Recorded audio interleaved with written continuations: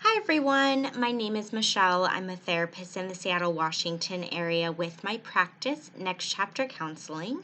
And I'm going to be answering the question today of how can you get past a bad relationship and fully trust your partner when you're now in a good relationship.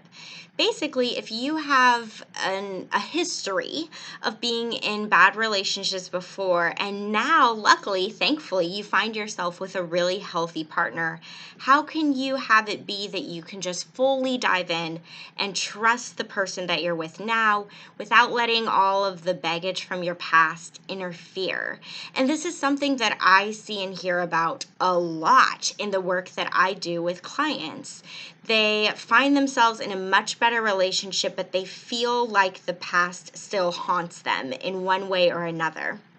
And they just want to fully relax and enjoy this new relationship that's going really well, but they're not sure what to do to let go of the stuff from before. So that's what I'm going to be talking about in this video today. I'm basically going to give you 3 different strategies, things to think about that can help you do some of this mental, emotional processing that's needed to actually fully relax and feel good in this good relationship that you've got going on. It's a wonderful thing, and I want you to enjoy it without having old stuff from before crop up and impact your ability to be happy now. So the first thing that may sound like a really silly strategy, but trust me, it can actually work and it can actually help, is to say this phrase to yourself when you notice yourself thinking about past stuff from before, worrying that history is going to repeat, even if there's no signs that it's going to, is to say the phrase to yourself that your current partner is not your past partner. And I encourage you to use names here. So saying something like, Bob is not Joe. If Bob is your current partner and Joe is your ex, say, Bob is not Joe, or Ashley is not Sarah.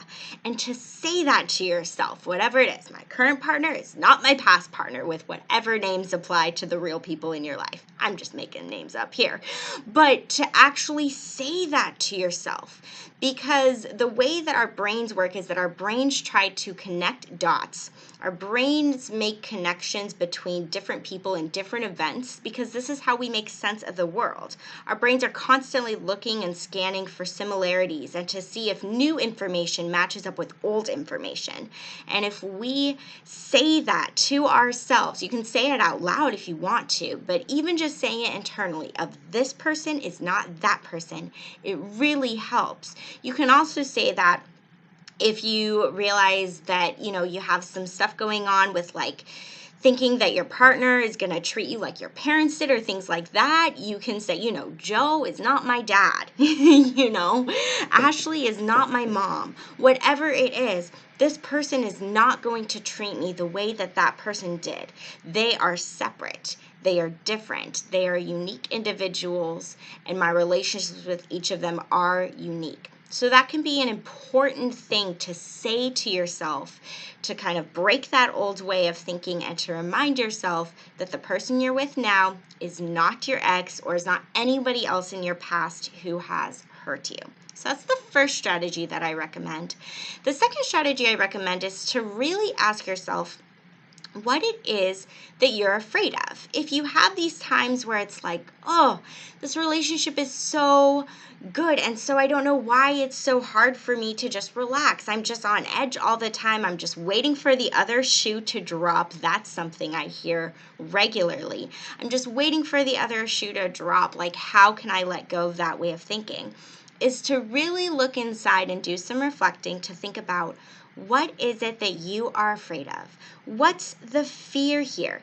And sometimes we want to tell ourselves right away, oh, that fear is dumb. That's never going to happen. I don't know why I'm worrying about that. It doesn't matter. Without judgment of yourself, really look at what it is that you're afraid of. name the fear. Name what you're worrying about. You can say to yourself, well, I'm worried that even though they normally call me back right away, that this is going to be the one time where they don't call me back right away. Whatever it is, to say it to yourself. And then it can be helpful to follow up that strategy with the first one that I named, which is to then say, but they are not this other person.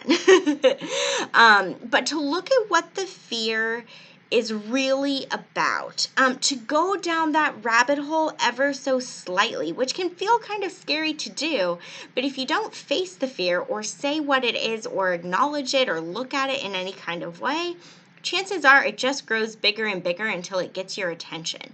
So if you're able to say, oh, this is what I catch myself worrying about, that can help.